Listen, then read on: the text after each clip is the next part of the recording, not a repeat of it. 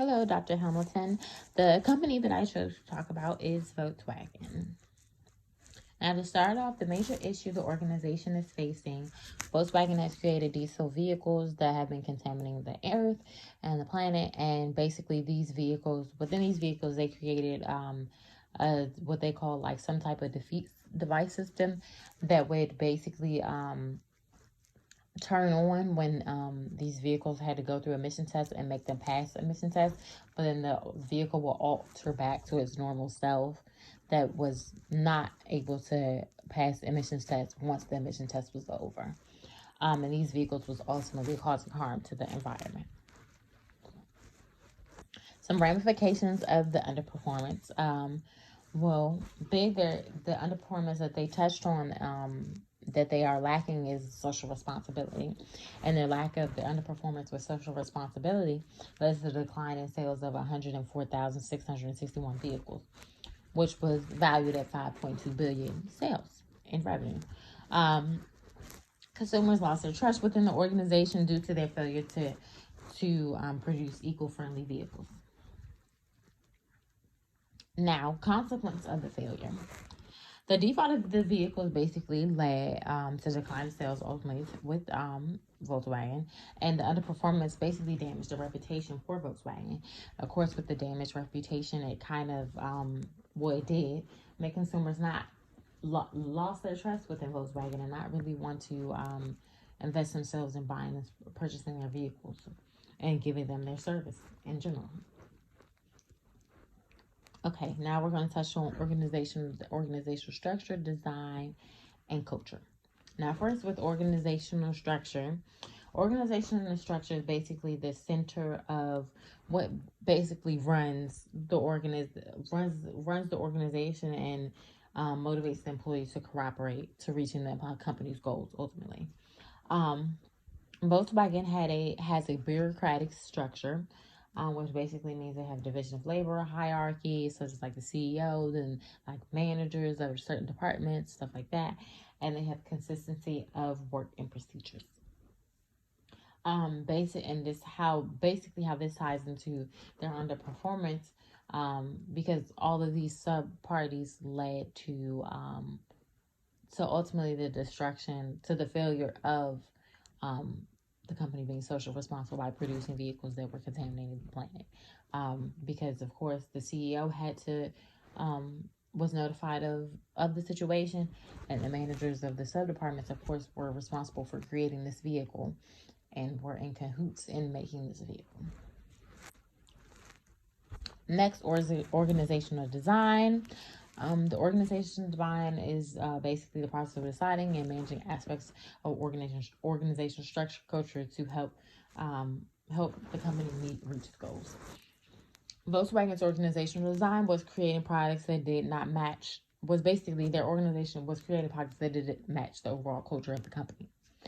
But the underperformance of social responsibility calls for the organization to consider redesigning what they were doing and to look at their organizational design in a completely different way, because of now they have to literally basically match what they've been saying, and they haven't been doing that, so they have to redesign that. Organizational culture. Basic organizational culture is the backstory for the organization and the reason why basically the organization is doing what it's doing, and why the organization is what it is. It is a set of norms and values and ideas that directs the employees' attitudes and behaviors. Volkswagen's culture included top performance, leading by example, social responsibility, and active involvement. Although the company's culture states that they are social responsibility, they were failing to meet this aspect within their company by failing to let their consumers know, well, one, by lying to the consumers and producing a product that wasn't doing that, and two, by simply creating a product that's hurting the environment and hurting the community. Does this organization embody conscious culture? No, absolutely not. Conscious culture is the center of an organization, and it helps to establish love and care and trust between the organizations and because the organization within itself and the employees and its shareholders. Um, One, it requires the organization to be accountable, clear, and personal growth that brings conscious capitalism to life.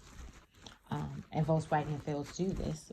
They advertise eco-friendly cars, but we're producing vehicles that produce toxins in the air, which completely is going against what they value um, in the long run, and which shows that they don't embody the principles of conscious capitalism. You have to, one of the states in being conscious, one of the tenets in conscious capitalism is stakeholder orientation, and one of the stakeholder orientation deals with community. And when you're failing to provide products that are good for the community, and you're ultimately harming the community, and then when you're being dishonest with your employee, I mean not your, when you're being dishonest with your consumers, then that takes away from you being conscious capitalist. Um, Now the coder's 8-step change model plan for improvement. I believe that the coder's 8-step plan is a perfect plan for the redesigning this company. Step one, first step in coder's plan is creating a sense of urgency. This means acknowledging the error and expressing the immediate solution for the problem. Two, building a guiding coalition involving all divisions within the organization to place the plan into action. That means actually doing what they're saying they're going to do. Don't just say do something and don't do the opposite, and then do the opposite. Three, form a strategic vision and initiatives. Say how the company will be moving forward and creating products that live up to what the company's vision is, and not creating and being eco-friendly and not creating vehicles that contaminate and cause toxins to be in the air. Four, enlisting a volunteer army. Bring on employees and other stakeholders that will help the organization create this change. Five, enable action by removing barriers. Remove all ineffective products and get rid of all the products that cause the diesel vehicles to contaminate the air. Six, generate short-term wins. Making sure that the products that are upcoming for the upcoming year are eco-friendly and handle toxins in the vehicles. Seven, sustain ex- ex- acceleration, which also means developing products that are eco-friendly, and making sure that the corporate social responsibility department is ensuring that this is followed through on. They need to ensure that this is going to be going forward.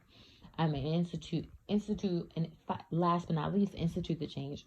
Corporate social responsibility department team should be designing a framework that practices the eco-friendly aspect that the Volkswagen wants to embody, and they need to make sure that this is going on for starting from now to the upcoming years. Some possible challenges to the problem: one, employees being resistant to the change. Two, not having the most adequate technology or equipment that helps enable this change. Three, consumers still being apprehensive in purchasing Volkswagen vehicles. Now, some tools that I plan on using to make this change a little bit or easier and guide through these challenges are developing questionnaire surveys that can gather a better idea of how employees feel about the change, and developing a plan of communication to help those who are feeling apprehensive or feeling a little scared or anxious about the problem, and developing communication to make it a little bit easier for them transition wise. And also making sure that this line of communication is followed through at each level of change. Things are and make sure you have clear communication along the way, and bringing in on the vendors and proper stakeholders who can ensure that the organization has proper technology to meet this change. Lastly, lessons learned and evaluation. Now, for my shoes as a manager, I know change can bring about some apprehension for employees, but I would like to engage in the following practices to make this transition as easy as possible. One, providing a means of communication between the organization and its stakeholders. I think this is very vital. Communication is key, and communicating what you're doing to make this change as effective as possible is definitely effective when it comes to your employees and your stakeholders, because you want them to feel like the change is in the best, um, is going in the best direction, and want them to be provided with the best and accurate information as the reasoning behind the change. To me, it makes no sense to make a change and then not provide as much communication behind why you're changing. Um, Next, take a holistic view and ensure the change really lives up to the cultural right. Look at the whole aspect of the change and what the change is going to do to the overall organization. In this case, basically, ensure that the Volkswagen company is really modeling what it's saying it's going to model, and getting and helping build back that reputation that they damaged. Lastly, ensure the top support of management is supporting this idea. And that's very vital, because the top support has to acknowledge the failure, and they have to acknowledge that they accept the failure and they're looking to change it, and they acknowledge and support the reasoning and the decision to change it. So in Volkswagen's case, they have to, the CEO has to acknowledge that they failed, but then oversee and ensure that in supporting the ways in which how they're going to make that failure better. And then lastly, encourage team learning. This allows for the groups to, and for employees to come together and share ideas and share thoughts and concerns and helpful skills. And the one employee might know a little bit more about something or understand something than another employee. So this can help bridge that gap between sometimes those apprehensive employees. Okay, and that's it. And that's my presentation. Thank you.